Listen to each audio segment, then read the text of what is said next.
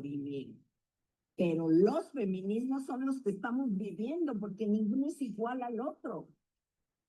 Y eso, con el tiempo, lo he estado manejando. ¿Me critican? Sí, pues ni modo. Sí, pero ese es mi aporte. Y en el caso de Margarita, sí, ella fue una mujer que aceptó cosas que yo no hubiera aceptado y que no esperaba encontrar. Mayara, ¿quieres comentarnos algo? No es lo que me Claro, no consigo. No, Está parece que... compartiendo el pizarrón. Ajá.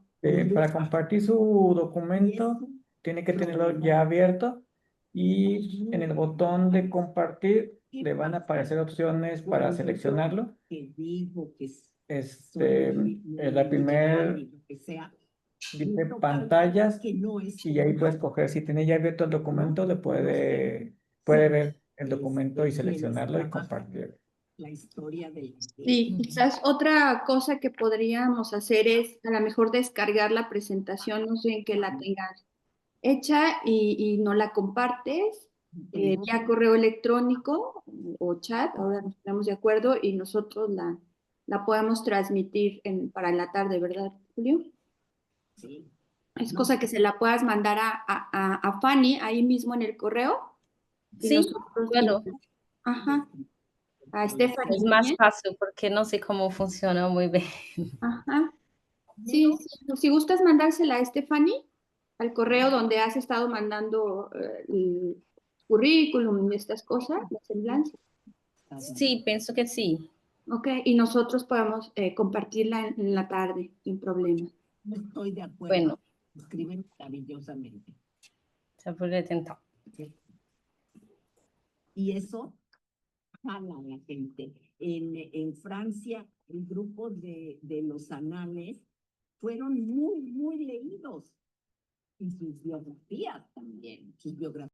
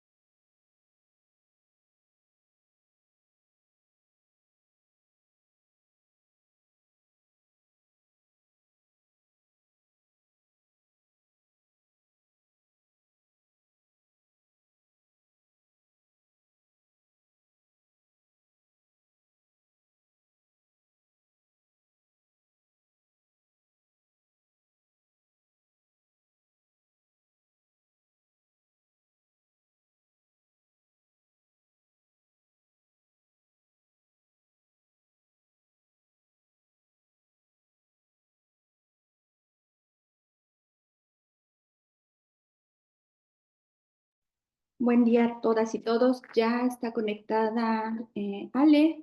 Hola Ale, bienvenida.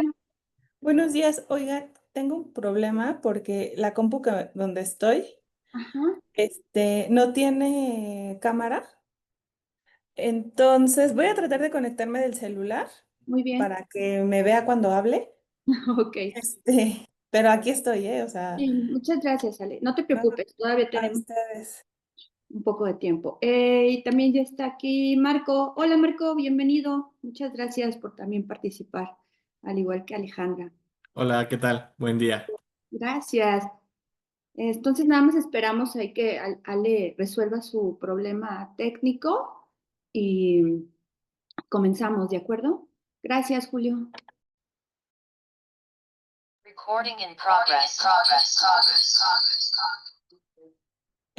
Creo que ya se escucha bien. ¿Se escucha normal? Sí, doctora. Ay, gracias. Nada más Ok. hay que bajarle, ¿no? Porque se está... Sí, ya le bajo. Sí, ya nos está diciendo, ya le muteo en alguno de sus dos equipos. Ah, perfecto. Muchísimas Sí. Ok, ahí estoy ya. Lo siento que me veo tan rara, pero Sí, está la cosa colocado. es que tal vez sea mejor que directamente tenga solamente la conexión del celular, porque cuando Ok. hable desde la compu no se va a ver, se va a ver la pantalla en negra. Ok, toda la razón. A ver, así ya se ve mejor. Nada más hay que bajar el volumen a la computadora. Así. Así ¿Qué es. tal? ¿Bien? Sí, ya se escucha bien sin retorno. Ok. Varios ¿Así ya? elementos, Sí. sin embargo, estoy con mi grupo de seminario de investigación en la Facultad de Están presentando ahí con usted, con Holly. Soy Están yo. hablando ahí, ¿no? Seminario, Así es. lo cual es un gusto. Darnos cuenta de Ok, porque se escuchaban esas voces, yo dije, ¿qué onda? Gracias.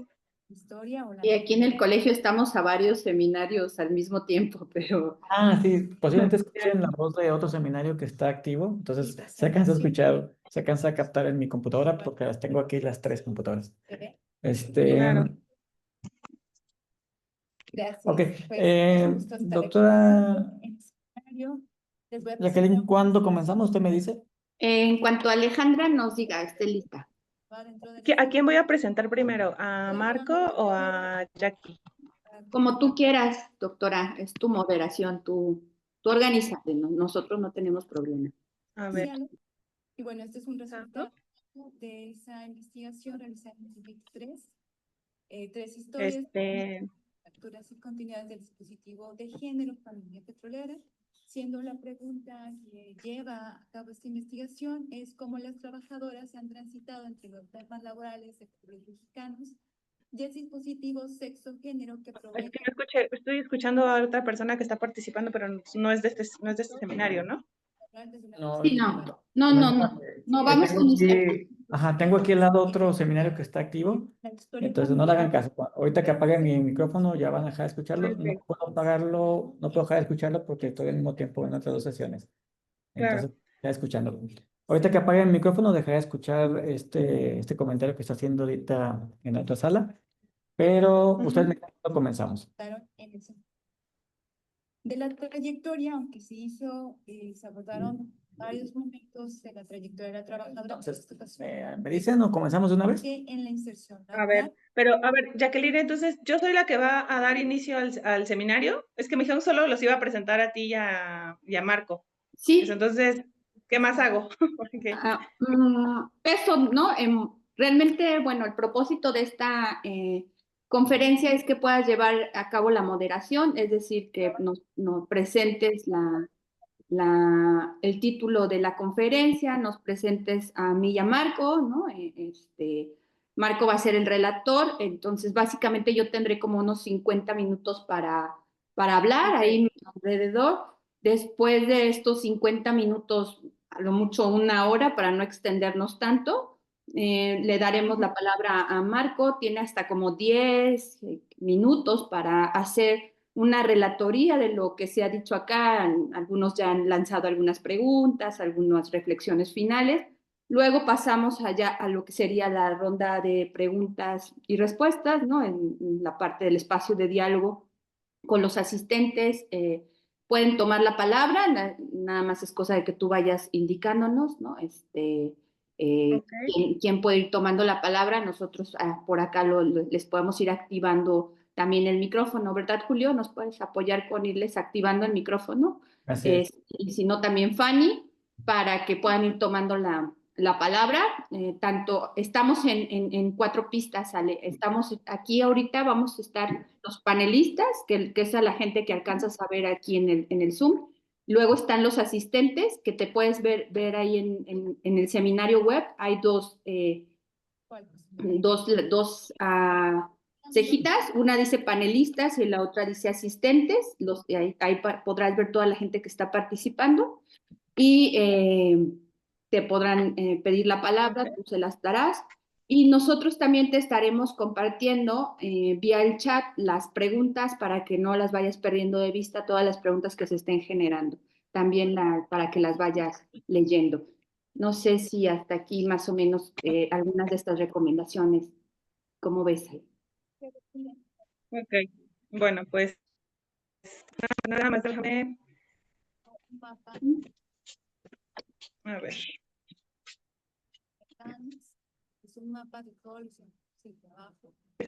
Como mandaron muchos correos, ahora no encuentro las semblanzas. ¿Te las reenviamos de nuevo? Dame un segundo, ya no me manden hasta, solo espera. Es que es la orientación que captura que son las reglas de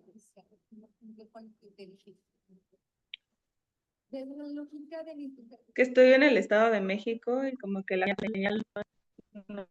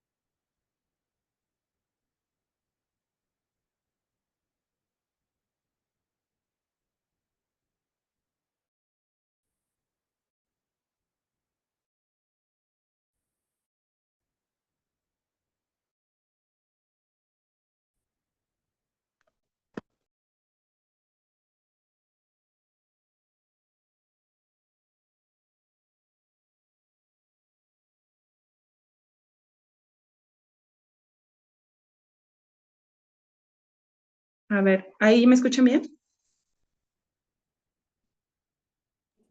Sí, se escucha bien. Sí, te escuchamos y te vemos mucho mejor. Ok. Ahí está. A ver, ahora sí, denme un segundo, perdón. Este es el tercer día, ¿verdad? Sí, la última conferencia el tercer día y en la tarde tendremos el panel y la clausura. Vale. El contrato colectivo de trabajo. Porque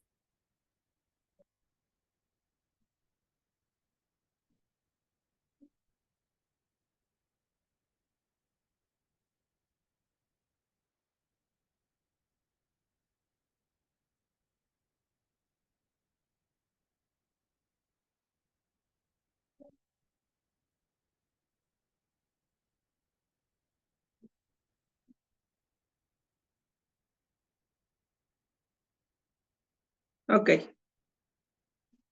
Perfecto. Muy bien, lista. ¿Les parece si vamos enlazando hacia Facebook? Más o menos me va a tomar un minuto hacer el enlace hacia el Facebook. A quienes son coanfitriones va a aparecer la leyenda que ya estamos transmitiendo en vivo. A partir de que les aparezca esa leyenda, denme por favor unos 10 segundos más en lo que verifico que sí estemos correctamente enlazados, que no tengamos problemas de conexión y demás.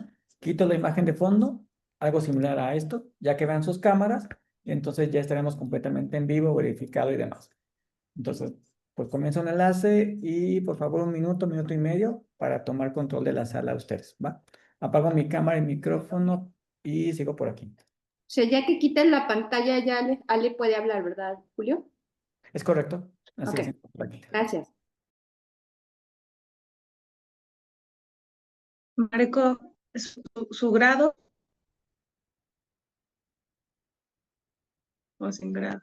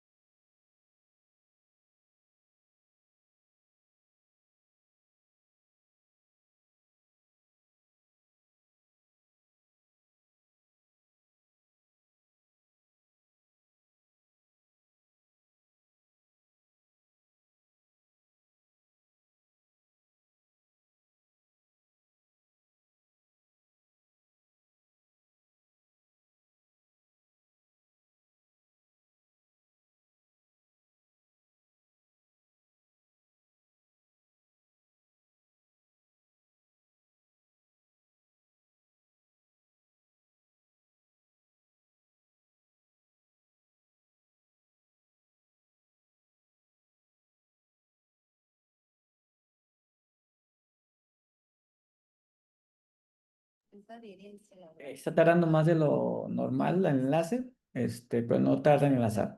Un minuto más, por favor.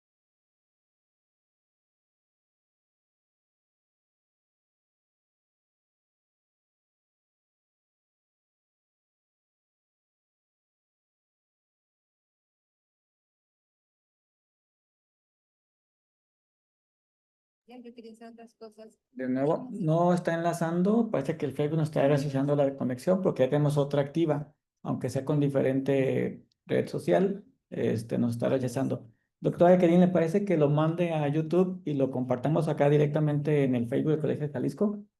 Sí, está bien, Julio. La cosa es, si te parece bien, hacemos eso. Por lo pronto nos vamos al Sí, YouTube. en lo- podría ser otra opción, pero me lleva más tiempo y el Facebook ya está ya rechazando por varios intentos, entonces más bien lo que voy a hacer es pasarlo a YouTube, lo pasamos para Ok. acá, Ujú. y nada más pedimos a comunicación que nos haga en enlace hacia el Facebook. Entonces, Ok. bueno, en un minuto más, por favor.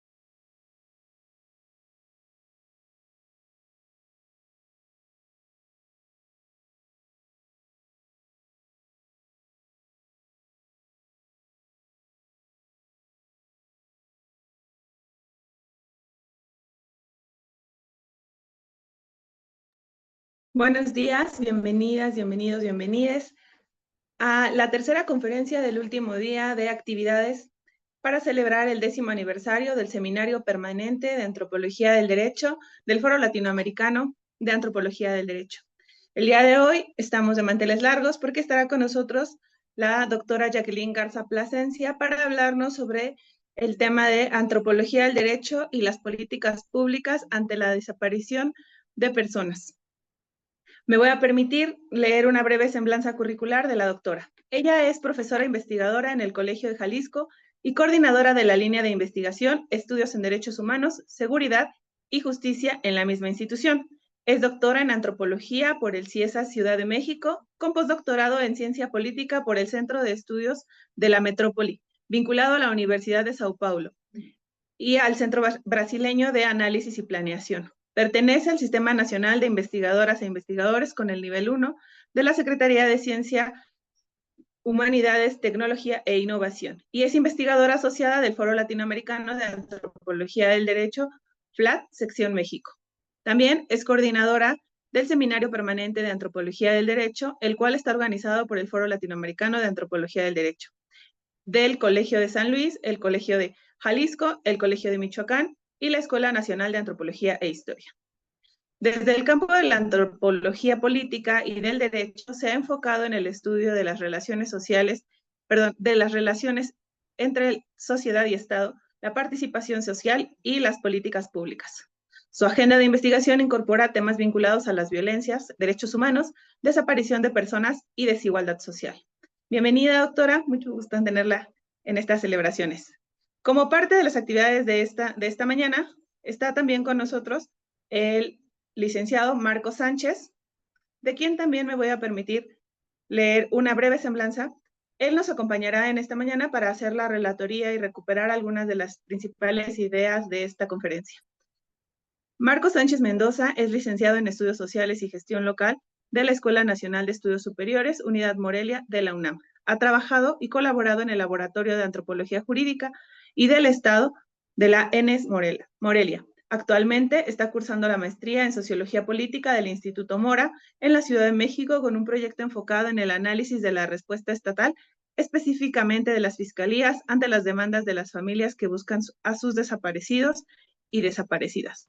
Forma parte del grupo de acompañamiento a familias de personas desaparecidas que pertenece al Foro Latinoamericano de Antropología del Derecho.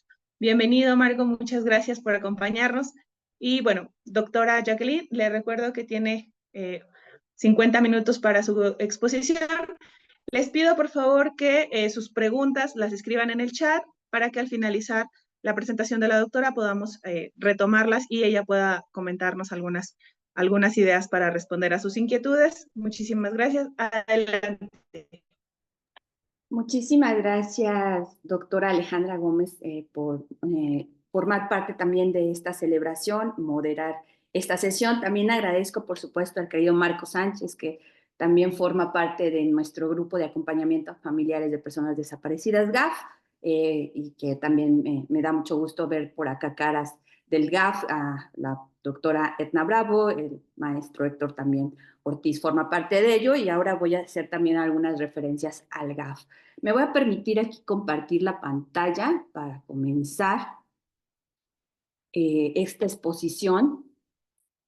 Y bueno, pues, ¿cuál es el propósito, el objetivo de esta exposición? Sin duda, para nosotros ha sido en los 3 días de trabajo extender el diálogo de lo que significa para el Seminario Permanente de Antropología del Derecho tener una agenda de investigación. Ya de alguna manera lo vimos con el caso de Irene, sobre una temática en particular que fue adolescentes en conflicto con la ley. Luego vino Mónica para explicarnos los peritajes en casos de violencias de género. Y bueno, atendiendo a este espíritu de compartir nuestro trabajo a lo largo de ya estos más de 10 años, en mi caso casi 14 dedicada al estudio de esta grave problemática que es la desaparición de personas, pues decidí justo en esta charla con ustedes hablarles de la desaparición de personas desde este punto de vista, la antropología del derecho y las políticas públicas. Por supuesto que esta no es una empresa fácil, dado que estamos hablando de 3 disciplinas que se vinculan y que a veces resulta sumamente complejo tratar de explicar la antropología por un lado, la política por el otro y el derecho, pero que al final del día pues son enfoques que nos permiten aproximarnos a estos problemas complejos, ¿no? Como también se les conoce, o los wiki problems, los problemas que son sumamente difíciles de explicar y que nos han llevado a una crisis no solamente de inseguridad y violencia, sino también humanitaria, y eso es lo que voy a tratar de explicarles a lo largo de esta sesión. Todo esto, pues, como les decía, es el trabajo de investigación académica, pero también de algunas de las experiencias que recupero del grupo de trabajo, ¿no? Del Foro Latinoamericano de Antropología del Derecho, particularmente del de acompañamiento a familiares de personas desaparecidas, y que, bueno, algunos de los integrantes acá ya han participado o bien participarán posteriormente. En mi caso, realmente, pues, he venido desarrollando algunos temas en distintos momentos, pero bueno, voy a plantearles más o menos algunas de estas ideas que he venido desarrollando en distintos ámbitos y escalas. En primer lugar, pues como saben, hoy es 26 de septiembre y se conmemoran 11 años de la desaparición de los 43 estudiantes de la Normal Rural Raúl Isidro Burgos. Entonces, en memoria de los 43 estudiantes, otra vez va esta conferencia, sobre todo para seguir, ¿no?, en la exigencia de la búsqueda en vida, justicia, verdad y memoria por ellos.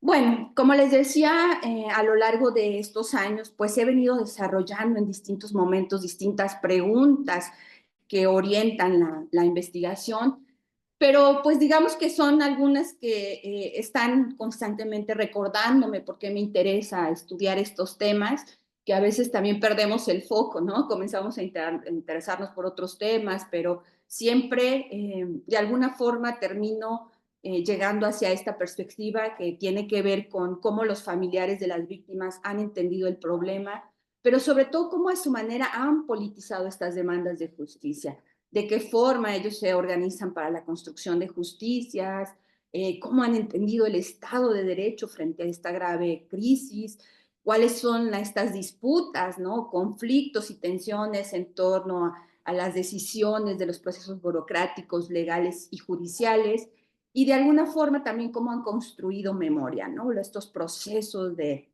recordar a las personas, de evocarlas en el espacio público. Entonces, básicamente es la agenda del día de hoy. Prometo no llevarme más de 50 minutos, lo haré de alguna forma en una parte más rápida que en otra, pero sí decirles que este problema, particularmente en México, se agrava por la desaparición masiva. Y esto hay que poner mucho énfasis, lo voy a decir más adelante, pero tiene que ver no solamente con casos aislados, sino efectivamente con una desaparición masiva de personas. Luego abordaré rápidamente los fundamentos teórico-metodológicos, la perspectiva relacional sociedad-estado, que he desarrollado ya en otras charlas, pero aquí quiero retomarlo muy brevemente. Finalmente, hablar de estos conceptos teóricos y cómo los he ido aplicando, ¿no? La famosa agencia social y la participación, la agencia de gobierno y la política pública. Y quiero cerrar con la aproximación, un análisis de contexto que hemos venido desarrollando acá en el Colegio de Jalisco, el caso de Zapopan, que todavía es una aproximación, pero de alguna manera nos dan algunas luces para comprender el problema en contextos socioculturales. Muy bien. Bueno, pues para quienes nos están siguiendo en otras latitudes, decirles que si bien en México existe, que si bien existe una norma internacional que de alguna forma también habla sobre lo que significa una desaparición y quién la comete, pues dada la complejidad y las circunstancias en las que se han venido dando las desapariciones, pues acá se creó una norma, una norma específica, general, que define la desaparición como esa privación de la libertad de una persona seguida de la falta de información sobre su paradero. ¿Quién la comete? Pues acá se ha dividido, ¿no? Aquí también valdría la pena aprovechar este espacio para cuestionarnos, ¿no? Si vale la pena hacer estas divisiones jurídicas, y los abogados quizás tendrán algunas reflexiones y cuestiones que hacer, pero bueno, y esto también ha llevado a dividir quién comete la desaparición, pero hoy se habla de pues, agentes del Estado, pero también grupos particulares, ¿no? Como los delincuentes comunes, y finalmente pues esta aquiescencia, ¿no? Personas o grupos que cometen el crimen con apoyo o aquiescencia de agentes del Estado. Sí. Bueno, como les decía, creo que lo más importante es resaltar esta desaparición masiva en México. Estamos hablando hasta el día de ayer, una cifra oficial, ¿no? Hay que resaltar esto, de más de 133,000 personas desaparecidas en México desde el 1952 hasta el 2025. Este es el registro que existe. Por supuesto que vamos a ver que en los últimos 11, 14 años esta cifra ha ido en aumento cada vez más. Como ven, pues son los hombres los más afectados, hombres jóvenes. Ahora voy a regresar. Luego tenemos con casi 100,000 casos y luego las mujeres con 30,000. Pero otra vez, más allá de los números, a mí me gustaría, como lo han venido haciendo los familiares de las personas desaparecidas, es recordar que se trata de personas con historias de vida truncadas, ¿no? Es decir, yo sé que es difícil recordar a los 133,000 o hablar de ellos, pero sí de algunos casos que en lo particular he venido dándole seguimiento, conociéndolos, como es el caso de Yesenia Gómez, que desaparece en una colonia al sur de Zapopan, en un polígono que es el que hemos estado estudiando en este análisis de contexto y que voy a cerrar con ello al final. También es el caso de César Giovanni Calderón Jiménez, que su vida queda también truncada, de 25 años, con 2 hijos menores, que también desaparece en Lomas de la Primavera, otra de las colonias periféricas que son parte de las que estamos estudiando. Y voy a cerrar con ello al final de esta presentación. Como les decía, pues aquí están nada más para dar un poco de contexto de quiénes son las personas que desaparecen, en qué rangos de edades según los registros oficiales. Pues vemos que las mujeres desaparecen en edades muy tempranas y esto también nos empieza a dar luz sobre en qué contexto y por qué están desapareciendo, ¿no? Vemos que la mayoría empieza su desaparición a partir de los 5 años principalmente y ahí empieza, ¿no? a subir la curva, como se darán cuenta, hasta los 19 años, entre 10, 14 años y 19 es, digamos, el rango donde mayor registros hay, muy jóvenes. En comparación con los hombres, pues, o en contraste, pues lo que vemos es que los hombres desaparecen en edades ya un poco más grandes, de 19 años, pero hay una curva que se mantiene de los 19 a los 29. Entonces, esto solamente para tener datos de contexto. No me quiero detener aquí porque pues esto significa desarrollar mucho cuáles son las razones, motivos. También se ha hablado mucho acerca de esto en otros espacios. Simplemente recordar que son múltiples las razones por las cuales desaparece una persona, que va desde el famoso reclutamiento forzado, los homicidios y desapariciones por los grupos criminales, la trata de personas, pero también las políticas de seguridad punitivas y de violencia institucional, de las que también ya se ha hablado en estos días. Los casos, bueno, aquí quiero señalar algo muy importante, porque un poco a diferencia de lo que hemos visto con algunas colegas o, por ejemplo, con lo que nos han compartido Mónica e Irene, que ellas de alguna manera están más discutiendo en el circuito de la administración de la justicia con casos judicializados. En el caso de la desaparición de personas, es muy, muy poco el registro que se tiene de casos que han sido judicializados. La mayoría se encuentra en la Procuración de la Justicia. Y esto pues ha significado un problema, por supuesto, de otro orden, ¿no? de ideas. Basta mencionar que solamente en el caso de desapariciones, por lo menos hasta el 2022, se tenía un registro de 36 sentencias por casos de desaparición. Aquí lo pueden ustedes ver en la pantalla, 18 eran sentencias federales, 18 sentencias estatales, pero pues como se dan cuenta hay muy, muy, muy pocos casos que realmente se están judicializando y obteniendo una sentencia. Donde vemos a los perpetradores, vean, tampoco me quiero detener aquí muchísimo porque esto también nos llevaría a otra discusión, pero normalmente pues están las desapariciones forzadas, que son las que se pueden documentar y construir la famosa evidencia, que ya también se ha discutido acá mucho. Tiene que ver con perpetradores como la Secretaría de la Defensa Nacional, las policías municipales, en los casos más locales.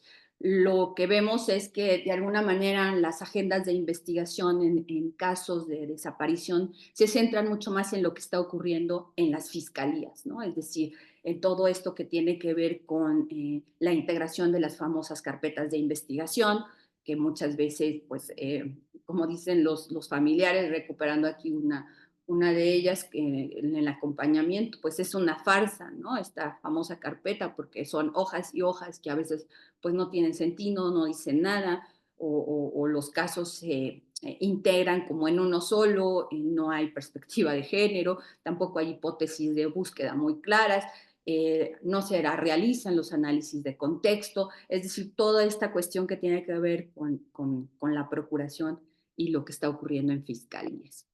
Voy a seguir. Como les decía, pues muy rápido, solo para no perder de vista desde dónde está el foco en esta investigación, pues como yo les decía, la perspectiva que ha venido orientando este trabajo, pues es la de la antropología política y del derecho, que son estudios centrados en los actores. Creo que esto también lo hemos discutido en los paneles, el poder, las estructuras políticas, pero sobre todo el análisis sociocultural que recupera estos sentidos de justicia y que trata de comprender el contexto en el que están sucediendo estos hechos. Analizar las causas de las violencias, los patrones de criminalidad y sobre todo estas consecuencias sociales, ¿no? Que aquí la antropología tendría mucho que decir en torno a cómo nos estamos organizando como sociedad, cuáles son nuestros valores, principios, y intentar documentar todas estas violaciones a los derechos humanos. Claro que la base epistemológica que sustenta esto pues son los propios derechos humanos, ¿no? Poner al centro de la discusión la dignidad humana, dado que pues, la violación a estos derechos comienza con el propio acto de desaparecer a la persona, continúa con esta criminalización, malos tratos y sobre todo un estado de desprotección que sobrellevan las familias y que se extiende de alguna forma hasta agravios colectivos que sufre pues toda esa comunidad, todo ese tejido social que es donde ocurre la desaparición, y que les voy a poner algún ejemplo al final con este análisis de contexto que estamos haciendo en la periferia del sur de Zapopan. Finalmente, pues nuestra razón de ser como antropólogos del derecho, podríamos ser, está pues muy fundamentado en una etnografía y en mi caso particularmente en el ejercicio de hacer etnografía política, que tiene que ver con la construcción de narrativas en torno a agencias, instituciones políticas en tiempos y espacios reales. Hay mucha también reflexividad y autoetnografía todo el tiempo, pero sobre todo, pues, es también gracias a todas estas experiencias y reflexiones que hemos adquirido en el acompañamiento a familiares desde el GAF. Bueno, el modelo que sustenta esto, pues ahí traté de ponérselos en este, lo pueden ver aquí en este infografía, en este pequeño mapa, que es el que de alguna forma para mí es la guía, la ruta de cómo entender lo que está ocurriendo en esta relación sociedad-estado, que como les decía puede entenderse, ¿no?, mejor la interrelación e interacción entre diferentes actores, ¿no? Una agencia social que no es homogénea, que ahora lo voy a explicar cómo la entiendo, sino como un conjunto de actores bastante heterogéneos, lo mismo en el caso de la agencia de gobierno, pero que hay un eje muy claro que articula esto, que tiene que ver con la participación y el diseño, las decisiones de política pública. Claro, esto también implica comprender una formación de un Estado porque permite identificar y develar prácticas, ¿no? Las famosas prácticas de la agencia, más allá de un interés normado y homogenizador, lo que buscamos es que sea más situado y operativo para tratar de comprender esos espacios en diversos ámbitos y escalas. Y si se dan cuenta, pues ese ha sido mi trabajo en realidad. A veces estoy en una escala mucho más nacional, tratando de entender lo que ocurre con leyes en el ámbito federal, lo que está ocurriendo y las decisiones que se toman desde el, digamos, poder más alto, pero a veces también es necesario regresar a los ámbitos más locales para conocer los casos de manera más directa. Entonces, en realidad lo que vemos es que es muy importante estos espacios donde la agencia social participa y desarrolla y va negociando también. Porque lo que en realidad vemos es que efectivamente ha sido esta agencia social, esta capacidad del sujeto para intervenir en el mundo con distintos cursos de acción, aunque claro, siempre en un marco estructural que lo condiciona. Vemos a los familiares que tienen un rol central aquí. En ese sentido, para mí es muy importante rescatar esta red de apoyo en defensa de los derechos de las personas, que si se fijan, como se los ponía también acá en esta infografía, pues es sumamente compleja, es una heterogeneidad de actores, desde organismos internacionales, colectivas mujeres que buscan, académicos, periodistas de investigación. Es decir, tenemos una red compleja de personas que están ahí, pero en el centro siempre están los familiares de las víctimas. Y aquí quiero resaltar un concepto que es este mismo de familiar de víctima, porque puede entenderse de muchas maneras. Sin embargo, yo lo retomo del trabajo de María Pita, que quien ya también se ha mencionado en otros paneles, co-coordinadora del programa de Antropología Política y Jurídica de la Universidad de Buenos Aires. Y bueno, María sin duda ha ido analizando y reflexionando estos activismos, pero a mí me pareció muy interesante retomar, aunque yo lo recupero más para el caso de familiares de las víctimas, ella lo hace para familiares de violencia policial, pero me parece que tiene que ver con esta idea de que son personas vinculadas por lazos de parentesco con las víctimas que se han convertido en un tipo particular de activistas, sobre todo motivados por este sentimiento de agravio y experiencia de injusticia, no por intereses previos políticos. Y esto va a ser una gran diferencia en lo que vamos a ver, porque la mayoría de los familiares no están ahí por un convencimiento político previo, sino por estar a partir de, lamentablemente, la desgracia más grande de sus vidas, que los ha llevado a cambiar totalmente su modo de percibirse como ciudadano, ¿no? A una nueva agencia política, como yo les digo, porque incluso su forma de relacionarse con las autoridades ha cambiado, ¿no?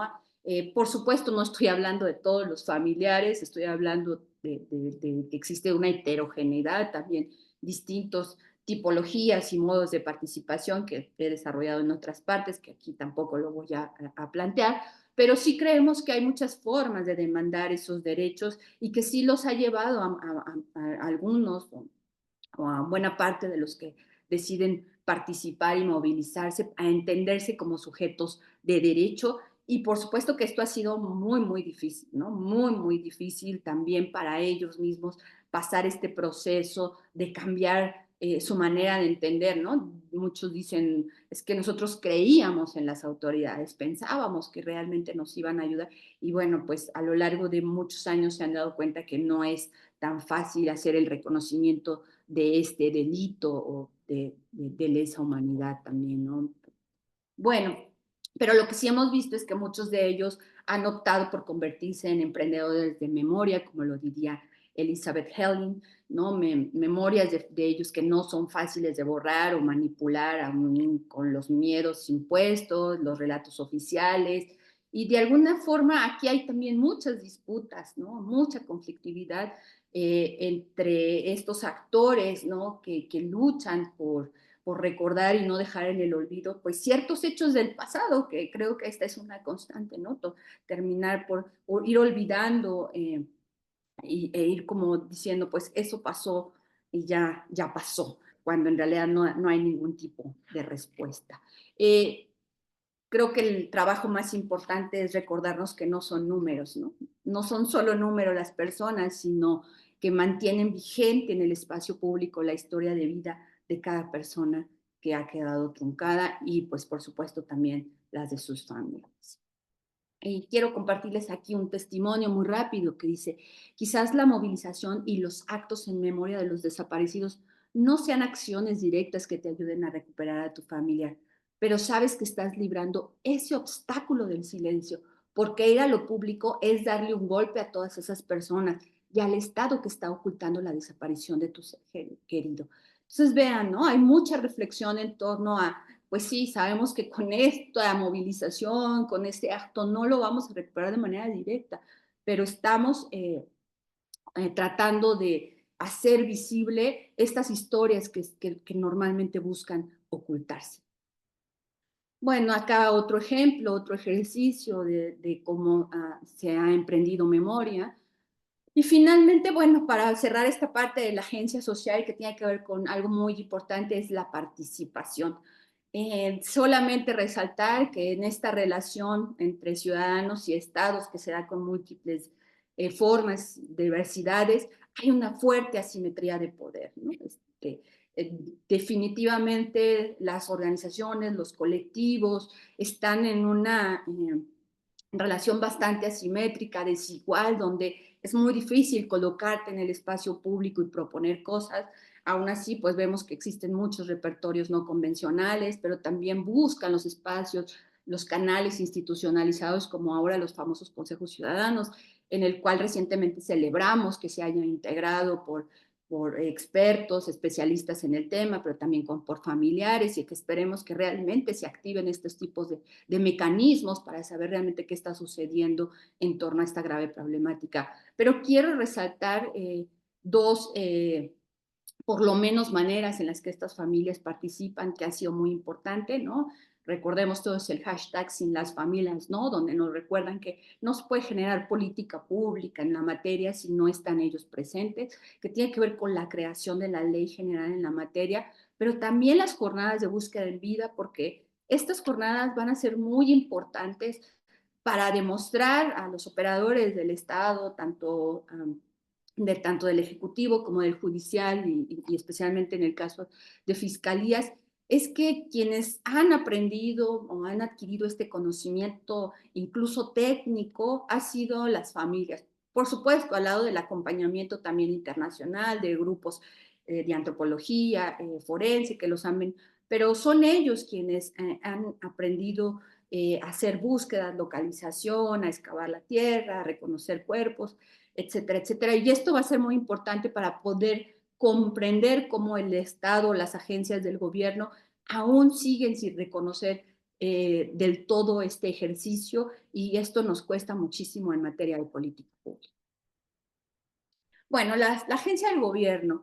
Realmente, pues, este es un enfoque más teórico que tiene que ver con cómo entender de alguna manera el Estado, ¿no? El Estado en esta cosa más abstracta, sino que a veces necesitamos algunos referentes teóricos, conceptuales para orientar nuestra comprensión sobre los actores estatales, y yo estoy retomando un poco la teoría de gobierno que está acerca del gobierno que está proponiendo Luis F. Aguilar, que efectivamente nos ayuda a aproximarnos a tratar de entender qué estamos hablando cuando hablamos del gobierno, ¿no?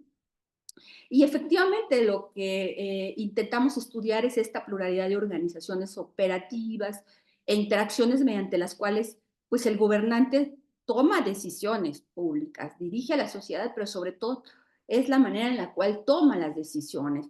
Claro que no puede pensarse como si fuera una agencia unitaria y homogénea, ¿no? Otra vez lo que vemos es que también el personal de las entidades públicas pues no comparten ni los mismos juicios de valor ni los mismos compromisos ante los asuntos públicos. Y esto es algo que vamos a ir develando muchísimo más en las prácticas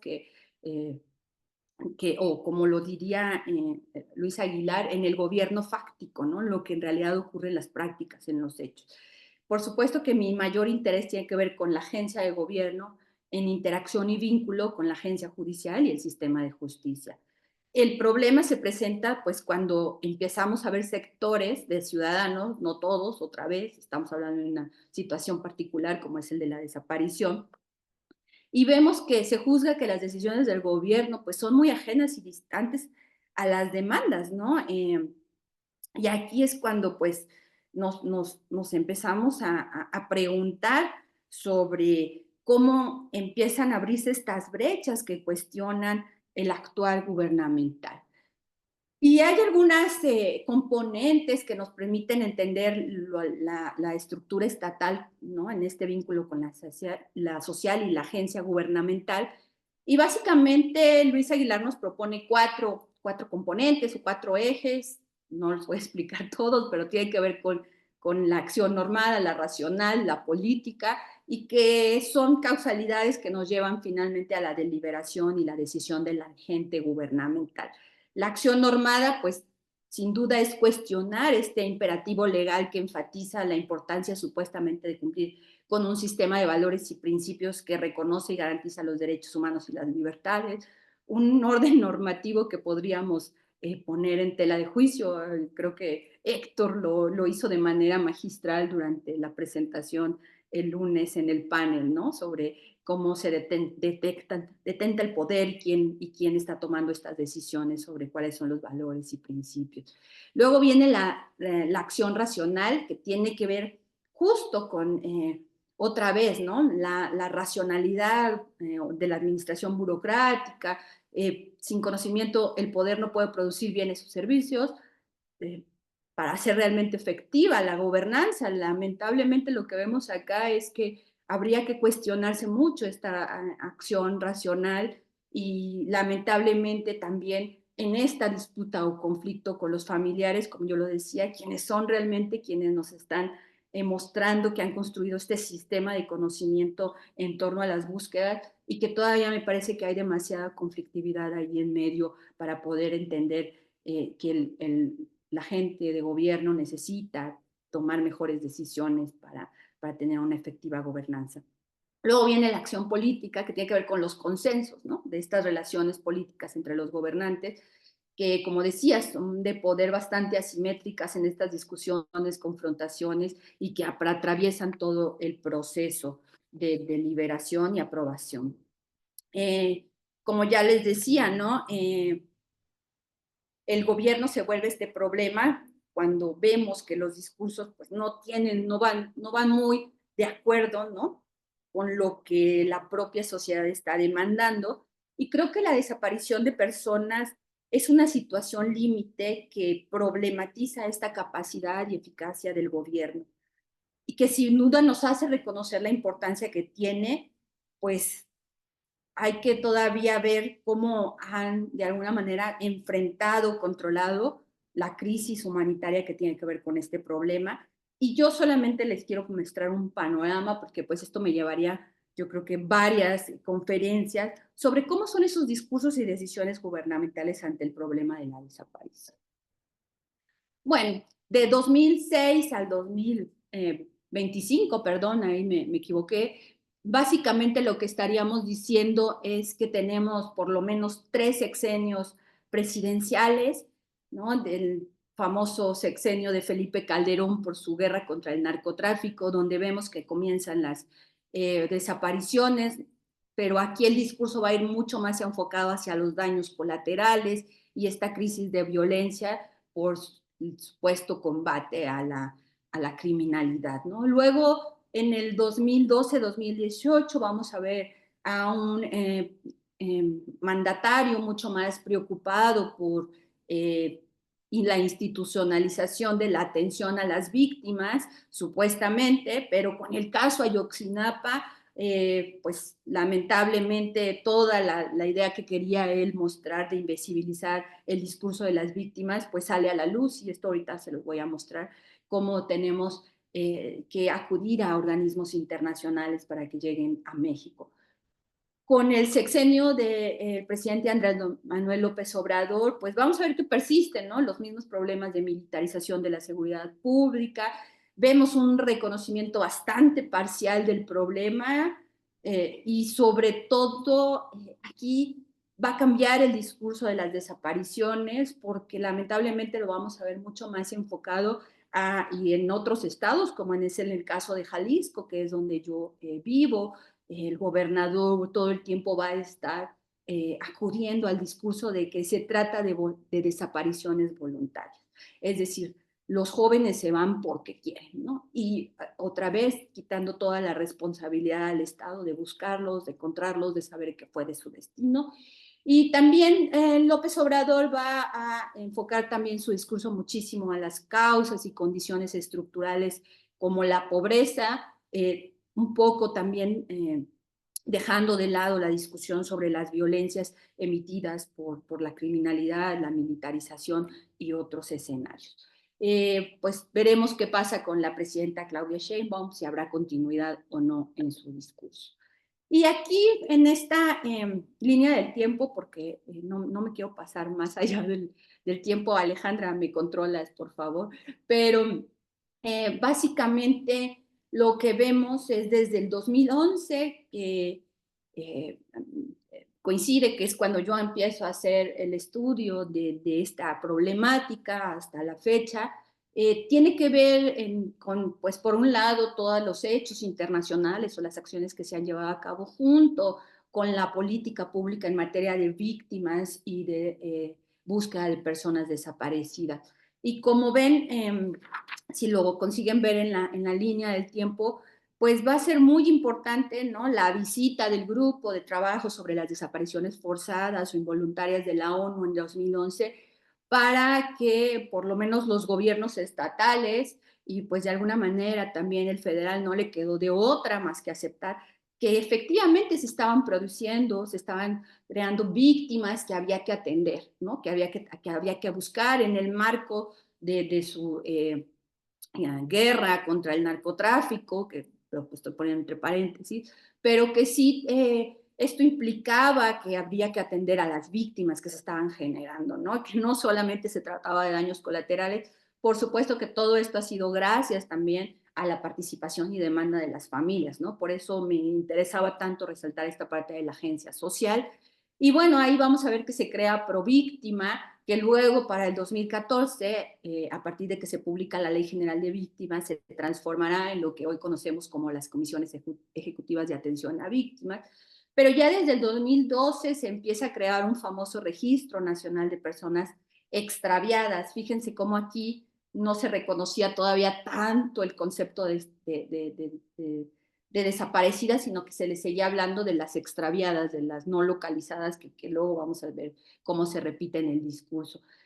En fin, para la siguiente etapa, creo que otra vez, como les decía, la intervención de los mecanismos internacionales va a ser muy importante. Viene la revisión por parte del Comité contra la Desaparición Forzada, el CED, pero también viene la primera etapa del GIEI, ¿no? Del grupo interdisciplinario que viene a estudiar el caso, a hacer una revisión del caso Ayotzinapa, el cual lamentablemente se retira en el 2016 por tensiones con el gobierno mexicano, y que luego regresará, será reinstalado en el 2020.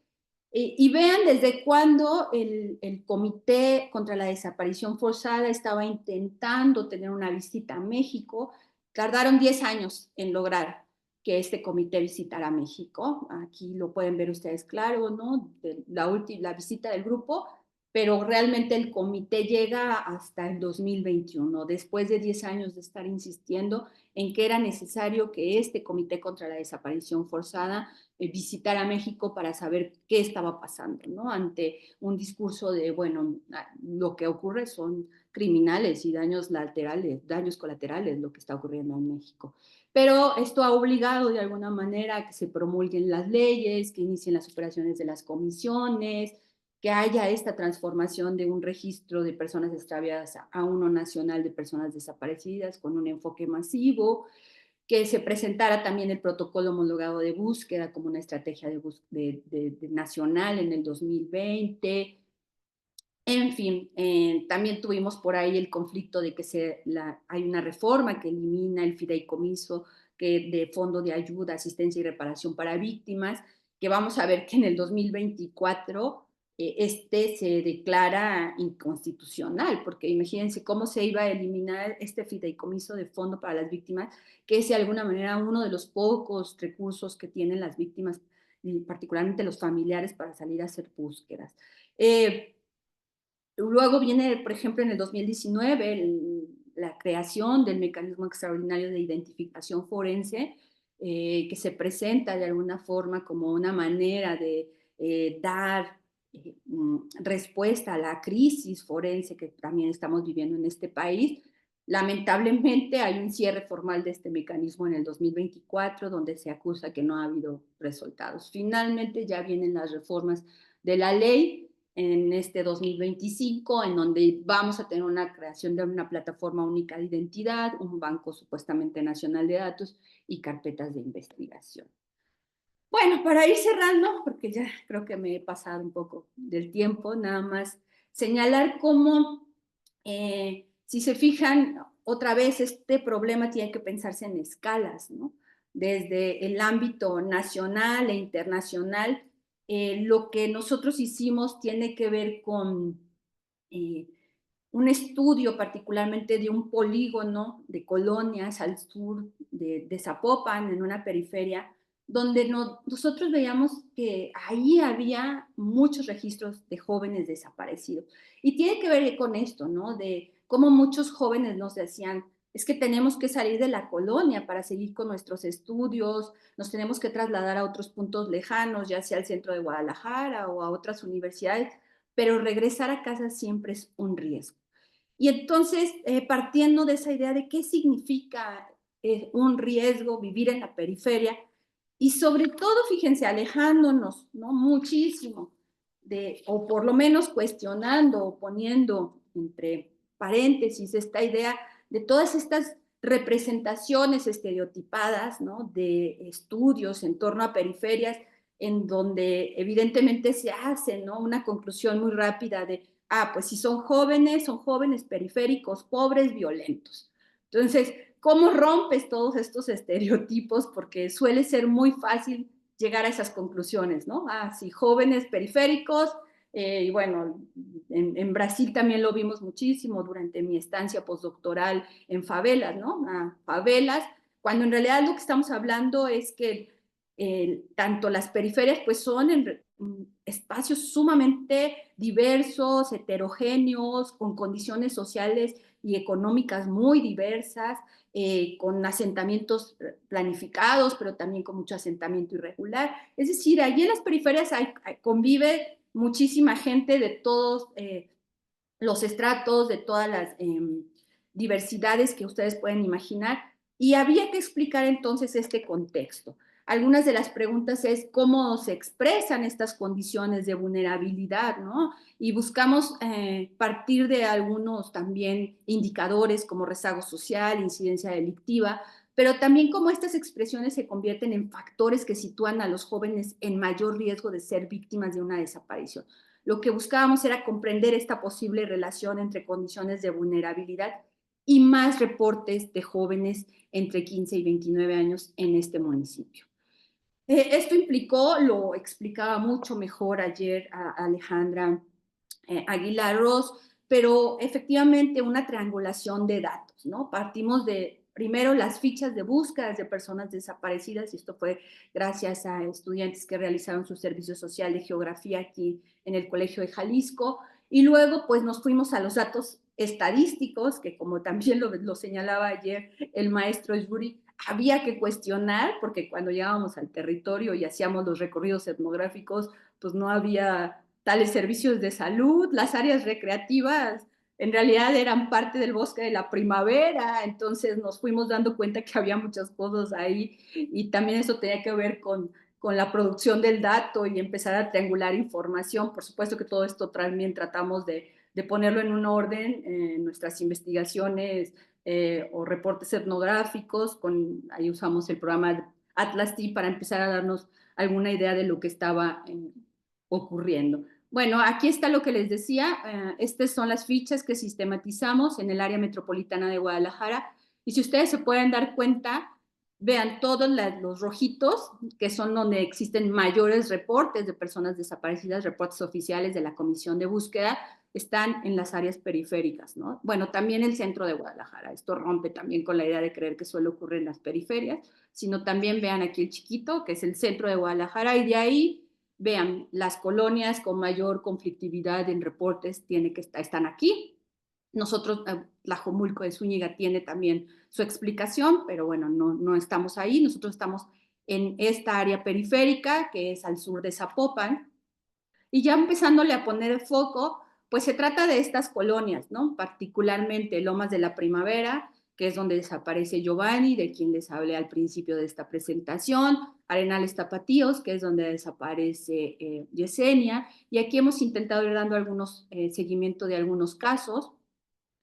Curiosamente, pues, o sea, son colonias que se van alejando cada vez más de los servicios, ¿no? Aquí ustedes pueden ver, acá están el periférico, y conforme vamos avanzando vemos que es bastante complicado acceder a estas colonias, solamente para que vean las líneas alimentadoras del transporte público, conforme nos vamos alejando a las colonias, dejan casi de existir.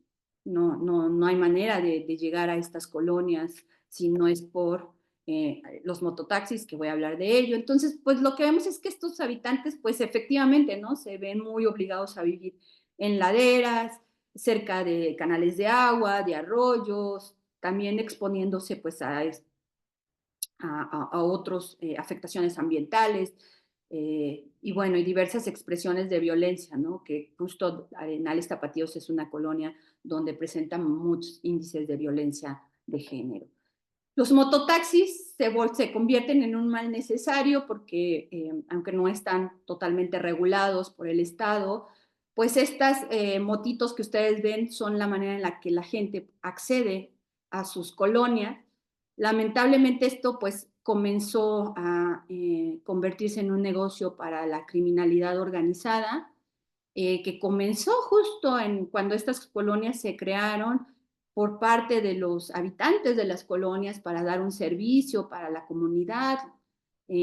Lamentablemente muchos de ellos que dejaron el negocio debido a la extorsión, y bueno, pues ahora subirse a una de estas motos, particularmente en la noche, pues efectivamente, ¿no? Es a lo que hablan los jóvenes. Se convierte en un riesgo porque pues no sabemos ni quién la maneja ni dónde pueden terminar, especialmente si tienen que transitar por estos senderos, ¿no? Vean canales, arroyos, tiraderos de basura, laderas con vegetaciones crecidas, y que también nos dimos cuenta que se convierten en los principales lugares de contextos y hallazgos, ¿no? Para encontrar cuerpos, ¿no? Muchas, lo que antiguamente se llamaba fosas clandestinas, ¿no? Esto va a ser un problema para los jóvenes. Entonces, los adolescentes vemos que son los más vulnerables, especialmente porque en esas colonias vamos a ver un alto índice de jóvenes desempleados o con trabajos muy precarizados. También vamos a ver que sigue también una criminalización y estigma a ellos, a pesar de todos los avances normativos, que no hay una política pública clara de prevención, y los jóvenes viven con este miedo de convertirse en víctimas todo el tiempo. Y bueno, el territorio y la comunidad también se reconfiguran. Vemos que las relaciones sociales se redefinen, mucho más basadas en el miedo y la desconfianza en esos espacios habitados.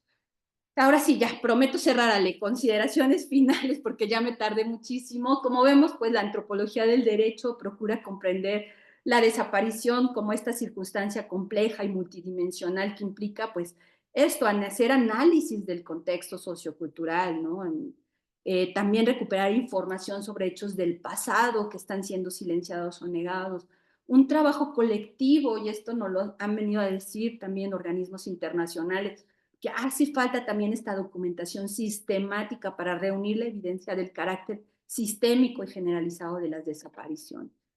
Finalmente, pues creo que los desafíos son mayúsculos para la política pública, pero creo que tiene que ver con esta política pública que reconozca a las víctimas, que las dignifique, pero que sea un reconocimiento del daño sufrido para la exigencia otra vez de justicia y reparación. Por supuesto que hoy vemos que hay un reconocimiento de víctimas, pero que van hacia un lugar distinto. A mí me preocupa mucho esta narrativa de la deshumanización, ¿no? Se les reconoce como víctimas, pero reproduciendo estos esquemas o narrativas que estigmatizan, ¿no? Y otra vez perdemos el objetivo de la dignidad humana, ¿no? Claro, pues sí, eran víctimas, pues sí, pero pues es que andaban en algo, ¿no? Por supuesto, estos jóvenes de la periferia que seguro estaban en algo. Entonces, creo que hay que ir contra estas narrativas. Esto implica también repensar relaciones conceptuales. Yo sigo pensando en cómo pensar en un país donde sigue ocurriendo este tipo de violencias en una justicia transicional, en una búsqueda con un enfoque humanitario que por supuesto sea complementario a uno judicial, pero también en recuperar a los procesos de las familias, en la deshumanización, en los problemas sociales crónicos. También se ha discutido mucho si este es un problema, es una crisis o realmente ya es un problema crónico. Y también cómo se van ampliando las brechas de desigualdad con todos estos afectados. Como les decía, pues para la política pública hay que seguir exigiendo que se comprenda de manera mucho mejor este problema. En la medida en que las altas autoridades no reconozcan el problema, va a ser muy complicado que se creen políticas y se adapten políticas públicas de Estado centradas en la atención a las víctimas, pero sobre todo como sujetos de derechos, ¿no? Requerimos más política pública enfocada a estos grupos para salud, vivienda, educación, y colocar en el centro también de la discusión a las niñas y los niños afectados, porque creo que estos son los más invisibilizados de todo esto. Ahora sí, terminé, Ale, prometo. Muchas gracias. No, no, no. Como siempre nos dejas muy interesados, la verdad. Pues, Marco, ¿estamos listos? Sí, adelante entonces. Y recuerden poner sus comentarios y preguntas en el chat y también obviamente vamos a abrir un espacio para que las puedan manifestar de viva voz. Entonces, en cuanto termine Marco, adelante Marco. Sí, hola, ¿qué tal? Buen día, doctora Jacqueline, doctora Alejandra, mucho gusto estar acá. Bueno, en primer lugar, agradecer pues el espacio de poder participar en esta conferencia de parte de este aniversario del seminario. Y bueno, para no robar un poco de más tiempo, pues agradecer la presentación, doctora Jacqueline, me pareció muy panorámica, ¿no? Respecto a lo que sucede acá en el país mexicano. Me pareció incluso hasta, o sea, no sé si lo pensaron así cuando organizaron el seminario, pero que la fecha haya sido hoy, creo que sí es algo, pues, como, pues para ponernos a reflexionar, ¿no? Sobre los ya 11 años de la desaparición de los 43 estudiantes. Mm, un poco sobre el recuento de lo que nos comentaba, doctora, a lo largo de la presentación, quisiera como enfocarnos en algunos puntos que podrían como empezar a detonar un poco la reflexión y la discusión. Si nos pueda tal vez como platicar un poquito más respecto a esta como división, ¿no? Que se hizo en la ley general respecto a desaparición forzada y desaparición por particulares, las implicaciones que eso implica en política pública, ¿no? Y por otro lado también que en la misma ley viene ahí como una división, no sé si tan explícita, pero que luego a veces las fiscalías se deslindan de que las fiscalías nada más investigan y no buscan, ¿no? Y que quienes buscan son las comisiones, ¿no? Entonces, ¿qué tanto esa dinámica que se va generando, pues impacta en esta como relación, pues societal, ¿no? Respecto a las familias y estas prácticas dispersas que se hacen llamar Estado. Entonces, si nos pudiera un poco platicar respecto a eso. También un poco respecto a, no sé si se pueda como problematizar incluso también la cuestión de la configuración de la víctima, incluso justo por la heterogeneidad de las familias que nos comentaba, que nos marcaba mucho que hay familias que sí hacen tal, sí hacen otra cosa, no hacen esto, no están dispuestas a recibir tales tratos, etcétera. ¿Qué tanto eso en términos de política pública, eso pueda definir cómo se tiene que ser una víctima, ¿no? Y creo que la antropología del derecho y sí nos podría como que dar ciertas luces sobre estas cuestiones, sobre los límites, ¿no? En dónde tener cuidado, ¿no? Eh, y bueno, y como último punto, me pareció interesante lo que nos comentaba respecto a, a este cambio de percepción de las familias de cuando usted comentaba que ellos les decían respecto, es que yo pensé que el gobierno, es que yo pensé que el Estado. Entonces, no sé si ¿qué tanto eso en términos como de antropología política no quedará entonces como la división de Estado-sociedad como muy corta, ¿no? Para explicar los procesos respecto a, o sea, como esa relación, esas disputas donde, pues al parecer el Estado no lo puede todo, claro. Entonces, no es omnipotente, etcétera. Y habría que pensar en otros conceptos, otras palabras, no sé, para sí, como que tener en la mente, en el cuadro, esas relaciones que no necesariamente configuran un estado, ¿no? Tal cual. Y bueno, creo que un poco esos son mis comentarios. Nuevamente agradecer el espacio y la presentación. Me gustó bastante.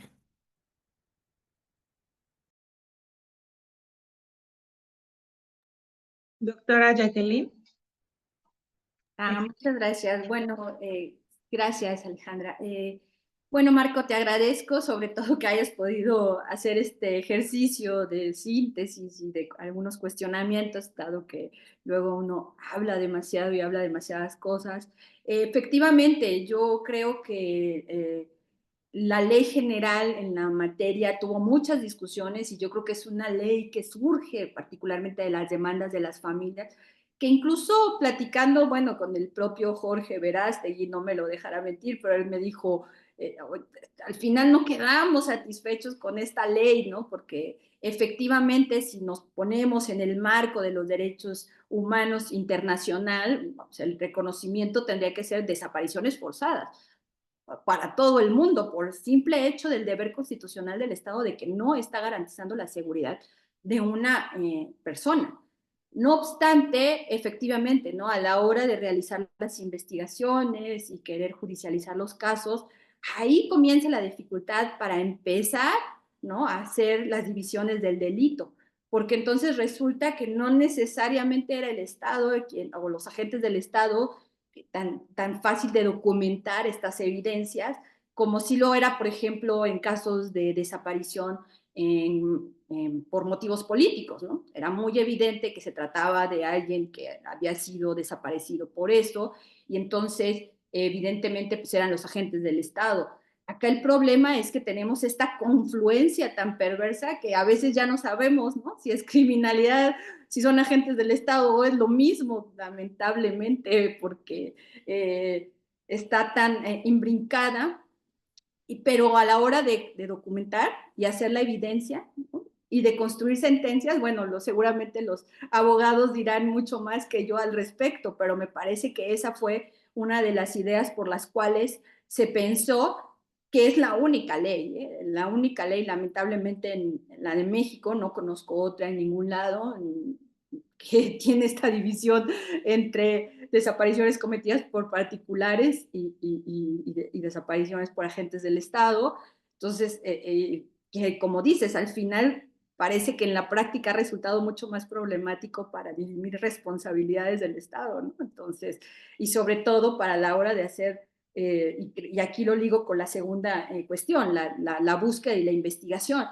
Y efectivamente, cuando se planeó el diseño de la ley, se planeó con estos dos propósitos o estos dos grandes enfoques otra vez, el enfoque humanitario y el enfoque de la investigación judicial.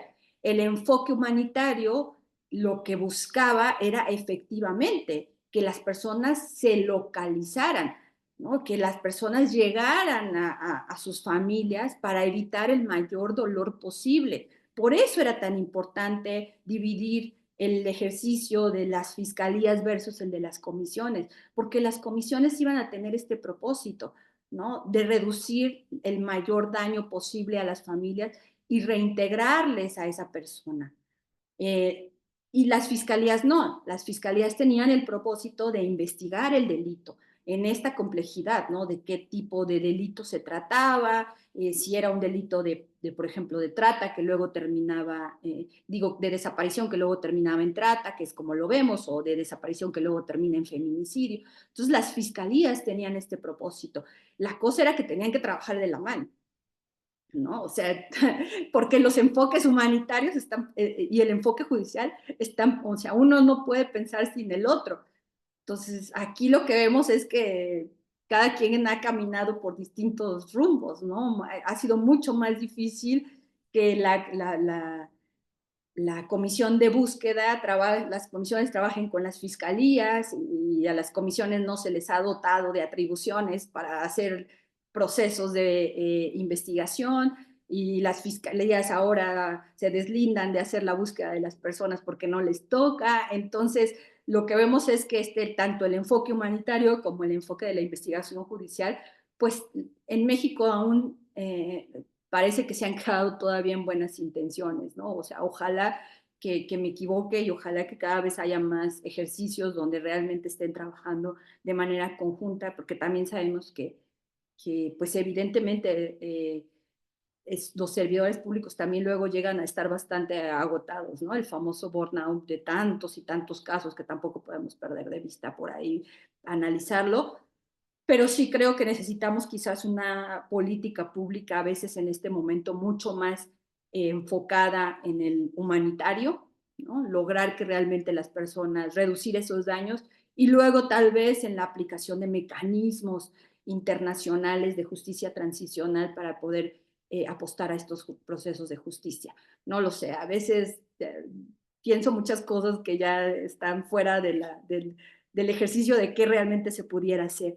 Y esto también tiene que ver con lo de la configuración de las víctimas, donde efectivamente, ¿no? Creo que lo que aquí hemos tenido es paliativamente ir dando algunas respuestas de política pública, como en el 2011 la creación de la Procuraduría de Atención a Víctimas, y luego que se transforma a partir de la exigencia de la Ley General en Comisión Ejecutiva de Atención a Víctimas, y que en cada estado se maneja de manera totalmente distinta, no hay como, ni siquiera hay protocolos que sean en común. Este es un estado federativo y esto también complica muchísimo la atención a las víctimas y los fondos de atención, pero me parece que es eso, ¿no? Que se han ido dando como cosas bastante desestructuradas y en realidad es que no se piensa otra vez a la víctima desde esta condición de reparación integral del daño, ¿no? Cuesta mucho todavía hacer este reconocimiento y que está otra vez ligado al enfoque humanitario y al de la justicia, O sea, ¿para qué queremos reconocer víctimas? Pues para que haya justicia, si no, pues no tendría sentido, ¿no? Caeríamos en este proceso de estigmatización de pobrecitas las víctimas, y creo que no es por ahí para donde tendría que ir el discurso, por lo menos no desde la antropología del derecho y la política. Y finalmente, pues sí, las categorías nunca alcanzan, Marco, no tienen ese rendimiento explicativo que uno quisiera, pues dado que efectivamente los problemas son más perversos y complejos, ¿no? Los famosos wiki problems son mucho más complejos, pero pues de alguna forma uno puede irse a hacer un trabajo mucho más antropológico y documentar las prácticas, ya sea aquí también ya se habló de algunos autores que son claves como el propio Victor Turner y los performance, pero bueno, de alguna manera nos tenemos que asir de algunas categorías para tratar de comprender estos problemas perversos. Muchas gracias, Marco. Muchas gracias, doctora Jacqueline. Sin duda es un tema sumamente complejo. Les voy a compartir dos comentarios que están en el chat. Hugo Oscar Granja nos comenta, buen día. Tengo 13 años estudiando la desaparición forzada de personas desde el campo del derecho penal y derecho penal internacional. A través de estudios de especialización y particularmente, no comparto los tipos penales que establece la Ley General en materia de desaparición forzada, es decir, desaparición forzada y desaparición cometida por particulares. Primero, porque trata de invisibilizar a las víctimas directas e indirectas frente a la responsabilidad estatal, y porque el Estado trata de eludir la responsabilidad frente a la comunidad internacional, especialmente frente a la Corte Penal Internacional, porque la desaparición forzada está catalogada como un crimen de lesa humanidad por el Estatuto de Roma, que me parece un poco que va con lo que ya había comentado, doctora, que preguntaba Marco, ¿no?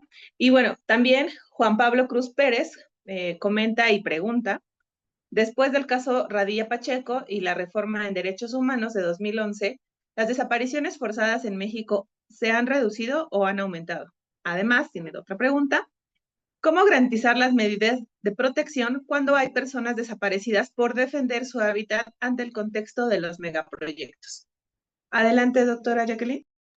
No, bueno, decirles a los dos que, primero agradecerles sus participaciones y me alegra escuchar que coincidimos un poco en este pensamiento. Efectivamente, ¿no? Creo que México ha hecho un muy buen trabajo de diplomacia, hay que agradecerlo también, pero lo cierto es que en temas como este particularmente nos hemos visto muy afectados, dado que pues este es un país receptor de muchos defensores de derechos y que lamentablemente los que están acá están siendo bastante víctimas de esos derechos, que tiene que ver con esto que señalaba al final el último comentario, ¿no? Efectivamente, los que también sabemos que desaparecen están vinculados en la defensa de territorios, de recursos naturales, ¿no? Y yo creo que ahí también hace falta, es un trabajo que yo invito, que tengo ahí también pendiente en la agenda, pues no nos da la vida, pero creo que también valdría muchísimo la pena, así como se documentan los casos de desaparición, empezar a hacer esta documentación sistemática de los casos de los defensores de territorio, de medio ambiente, de recursos que están siendo desaparecidos o utilizando esta figura para pues esto, ¿no? Quitarlos de la posibilidad de implementar estos megaproyectos.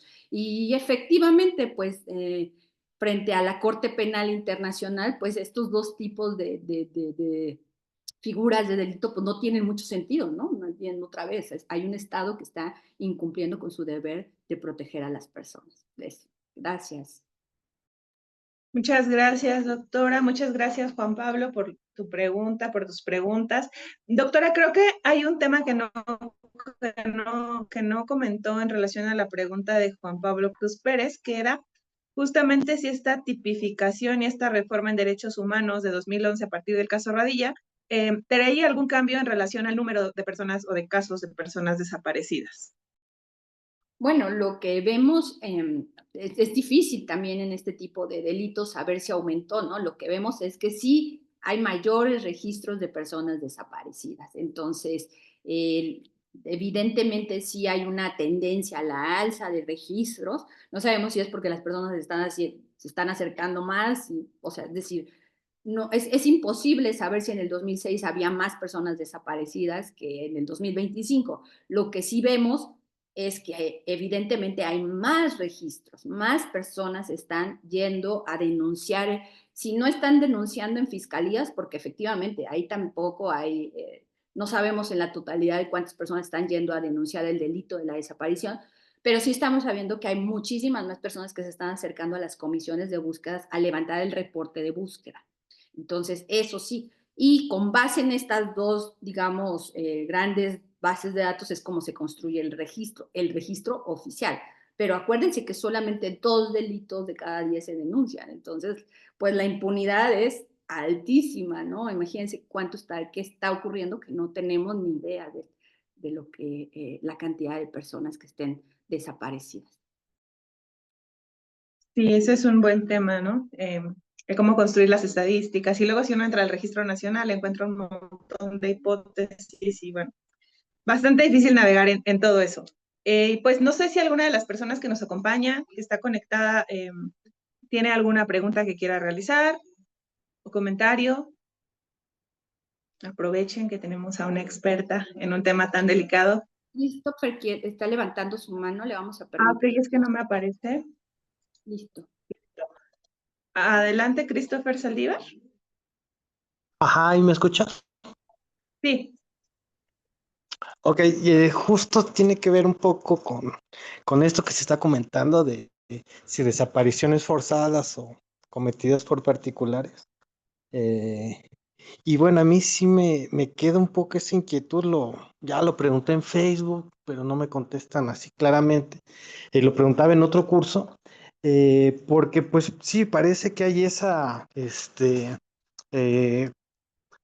como que no es muy claro, ¿no? De que sí es que porque el Estado, pero que el Estado está coludido, ¿no?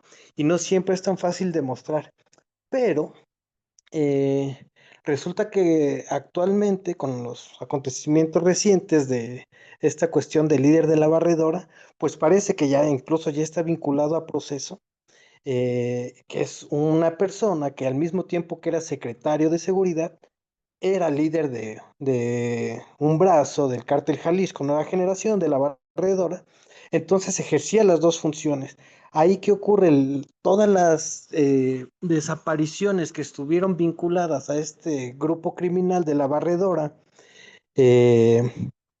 tendrían que ser reclasificadas a desaparición ya no por particulares, sino por desaparición forzada, o qué pasa, o son las dos. ¿Qué pasa ahí? No me queda tan claro. O sea, en México que existe esta distinción, porque finalmente, pues sí es un grupo criminal, es por particulares, pero dentro de ese grupo criminal ya, bueno, una vez que se emita sentencia, se puede corroborar que efectivamente era un funcionario del Estado y eso lo convierte en una desaparición forzada. Entonces, ahí cómo queda. Y bueno, eso como pregunta. Y pues nada más como comentario. Me parece bien interesante. Por ejemplo, ayer se hablaba de cómo separar un poquito esta parte del activismo y del involucramiento, ¿no? Por parte de los investigadores en la elaboración del activismo, ¿no? En la elaboración de los documentos periciales por las consecuencias que pueda tener. En este caso me parece que es todo lo contrario, ¿no? Es más difícil desvincularse, sino tendría que estar más involucrado con las personas a la hora de hacer estos análisis, sobre todo este análisis de contexto, ¿no? Entonces esa sería mi duda, no sé si fui claro. Gracias. No, al contrario, Christopher. Ay, perdónale, No. tomé la palabra antes. Yo creo que tú tienes la respuesta mucho más clara que nosotros, ¿no? O sea, me parece que efectivamente sí va por ahí. Evidentemente, en el momento en el que esa persona actúa, ¿no? Que era lo que comentábamos, ¿no? Cada vez es más difícil que las definiciones de la ley se ajusten a la realidad, porque efectivamente, ¿no? Se supone que quien comete una desaparición es esa persona o grupo que actúa con la autorización o apoyo de los agentes del Estado. Pero resulta que es al revés, que los agentes del Estado son realmente esos particulares que están llevando a cabo actos de criminalidad, ¿no? Corrupción, delincuencia, etcétera, etcétera. Bueno, casos hay, cada vez se documentan más, ¿no? El caso Nayarit con el fiscal Abeitia, etcétera, etcétera. O sea, como hay casos ya bastante emblemáticos y que efectivamente, si tú tienes la oportunidad de revisar las sentencias, pues muchas de las sentencias son por desaparición forzada en realidad, ¿no? O sea, las de desaparición cometidas por particulares son mínimas y también son muy diferentes las sentencias, o sea, finalmente lo que tiene que ver con reparaciones y políticas públicas. Entonces, también esto afecta, por supuesto, pero pues en teoría tendrían que ser más bien juzgadas como desapariciones forzadas. Creo que tú tienes mucho más claridad en la respuesta. Y en cuanto al activismo, híjole, yo coincido contigo, creo que es súper complicado también aquí, aunque yo la verdad es que siempre digo, trato de no ser tan activista, aunque todo el mundo me dice, pues claro que lo eres y se te nota y bueno, ¿qué les digo, no? Entonces uno dice, no, estoy siendo bastante más académica, pero efectivamente, en el caso de los peritajes, yo creo que es otra cosa, ¿no? Yo no he tenido la oportunidad de realizar peritajes, no los realizo también por lo mismo, ¿no? Creo que me costaría mucho más trabajo realizar un peritaje. Para mí sería como mucho más difícil, pero creo que en los análisis de contexto sí tenemos este permiso de ser un poco... poner mucho más énfasis en también la voz de no solamente los afectados, sino toda la comunidad, los afectados directos, quiero decir, sino cómo se afecta toda la comunidad. Y eso creo que es importante, ¿no? Otra vez poner en el centro a las personas del análisis. Entonces, pues, yo insisto, Christopher, creo que tú tendrías que escribir algo porque tienes mayor claridad de lo que está sucediendo al respecto. Muchas gracias, Christopher. Gracias, doctora. Y bueno, en el chat nos comentan sobre el caso de la barredora. Ambos tipos penales se mantienen con investigaciones por desaparición cometida por particulares a los presuntos responsables y por desaparición forzada al líder de la barredora por su calidad de servidor público. Esto es lo que nos comenta Hugo Oscar Granja. Y bueno, Daniela García menciona justamente a propósito del comentario de de Marco, ¿no? Muy interesante, gracias por la ponencia. Por cierto, hoy se cumplen 11 años de la desaparición de los estudiantes de Ayotzinapa, hashtag hasta encontrarlos. Entonces, bueno, sin duda es un tema que es bastante difícil de investigar, bastante difícil de vivir, ¿no? Que nos representa muchos retos y una de las cosas que creo que han aportado mucho esta mañana es el relativo a las políticas públicas, ¿no? Como una forma también, ya lo comentaba la doctora Jacqueline, de reparación integral del daño, ¿no? Justamente con la perspectiva de no repetición, que es lo que a todas creo que nos interesa y nos gustaría que pasaran en estos casos. Y bueno, no sé, doctora Jacqueline, Marco, si quieran... ok, me comentan que no hay comentarios en YouTube ni Facebook, entonces no sé si quieran hacer un cierre. Primero Marco y después doctora. Adelante, Marco, entonces. Sí, bueno, no, creo que solamente sería pues nuevamente para agradecer el espacio, la oportunidad de estar acá y de conversar sobre un tema tan importante, tan urgente y que no parece acabarse, lamentablemente. Y bueno, creo que no queda otra más que pues seguir trabajando, seguir pensando, reflexionando y acompañando a las familias. Creo que es también uno de los estandartes que tenemos acá en el GAF. Entonces, pues nada más eso y agradecer. Muchas gracias a ti, Marco. Y doctora, adelante. No, igual agradecerles que esta mañana nos hayan escuchado. Sabemos que es un tema complicado, difícil, especialmente porque aún seguimos ahí, ¿no? En el problema. Ojalá que pudiéramos estar pensando ya más bien, como decía, ¿no? En mecanismos de justicia transicional, donde esto ya hubiese pasado. Pero incluso a hablar sobre estos temas también, pues sigue generando este miedo, esta desconfianza. Ojalá que también podamos abrirnos mucho más al diálogo, como bien decía Marco, más allá de la estigmatización y la criminalización del problema, sino Creo que todavía nos hace falta mucho más comprenderlo como un problema público que nos afecta a todas y a todos, y todos los que estamos acá. Y bueno, ojalá que el Seminario Permanente de Antropología del Derecho nos dé muchos años más para seguir colocando este tipo de problemas. Muchas gracias a todas y todos. Muchas gracias, doctora Jacqueline Garza y Marco Sánchez. A todas las personas que se conectaron, a quienes sigan la transmisión en Facebook y YouTube. Muchas gracias por acompañarnos a esta tercera conferencia en el tercer día de actividades del 10º aniversario del Seminario Permanente de Antropología del Derecho del Foro Latinoamericano de Antropología del Derecho.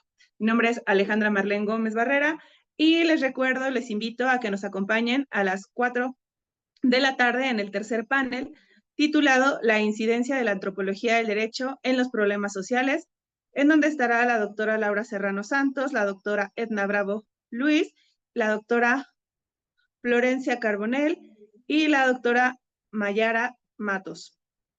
Y en nuestra actividad de clausura, a las 6 de la tarde, en donde vamos a revisar pues algunos comentarios finales de este 10º aniversario. Muchísimas gracias, pasen excelente tarde y nos pueden seguir, no olviden seguirnos en nuestras redes sociales. Hasta luego. Hasta luego, muchas gracias. Gracias, Elizabeth, por tus comentarios. Esperemos que podamos abrir más el diálogo. Gracias, Rafael. Gracias a todos. Nos vemos en la tarde. Gracias, doctora Alejandra. Gracias, Marco.